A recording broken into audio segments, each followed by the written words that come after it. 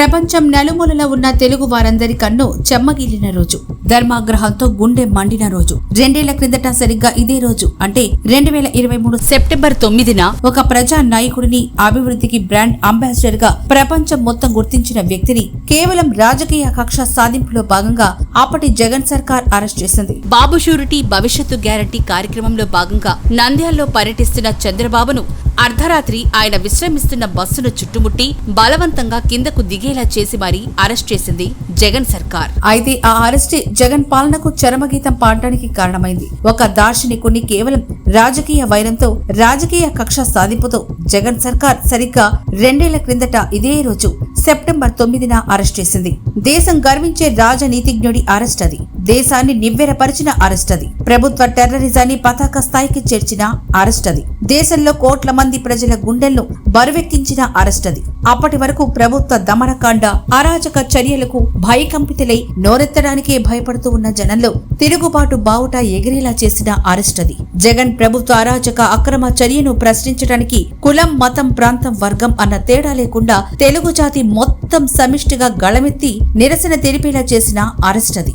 విధ్వంస ప్రభుత్వం పతనానికి నాంది పలికిన అరెస్ట్ అది. చరిత్ర ఎన్నటికీ క్షమించని తప్పు ఆ అరెస్ట్. ఆంధ్రప్రదేశ్ రాజకీయ ముఖ చిత్రాన్ని పూర్తిగా మార్చేసిన అరెస్ట్ అది. జగన్ మోహన్ రెడ్డి అరాచక పాలనతో గొంతెత్తేందుకే భయపడిన జనాన్ని ఆగ్రహంతో రోడ్లపైకి వచ్చేలా చేసిన అరెస్ట్ అది. ఆనాడు మొదలైన ప్రజా పోరాటం గత ఏడాది జరిగిన ఎన్నికల్లో జగన్ పతనం చూసే వరకు కొనసాగేలా చేసిన అరెస్ట్ అది. చంద్రబాబు అరెస్టు వార్త తెలిసిన వెంటనే అప్పటికి యువగళం పాదయాత్రలో ఉన్న నారా లోకేష్ రోడ్డుపైనే బైఠాయించి నిరసన తెలిపారు. ఆ తర్వాత యాత్రను నిలిపేసి న్యాయ పోరాటంలోకి దిగారు. ఇక జనసేనాని పవన్ కళ్యాణ్ అయితే పెద్ద కొడుకులా స్పందించారు. చంద్రబాబు అరెస్టునకు నిరసనగా నందిగామ వద్ద రోడ్డుపై బైఠాయించారు.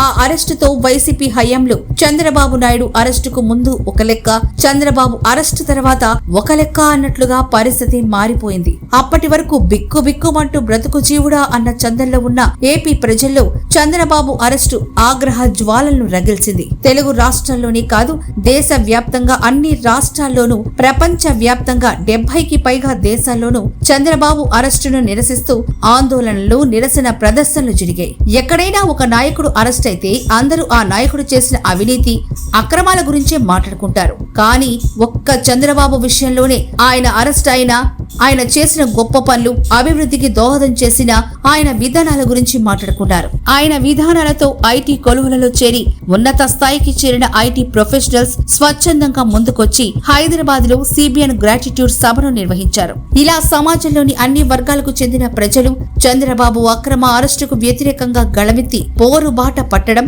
ఆయన తన 4 దశాబ్దాలకుగా పైబడిన రాజకీయ జీవితంలో ప్రజల మద్దతును ఏ స్థాయిలో కూడగట్టుకున్నారో ప్రపంచానికి తేటతెల్లం చేసిన అరెస్ట్ అది. ప్రజల మనిషి, ప్రజా హృదయాల్లో తిరుగులేని స్థానాన్ని సుస్థిరం చేసుకున్న మహోన్నత వ్యక్తి అని చాటిన అరెస్టు అది.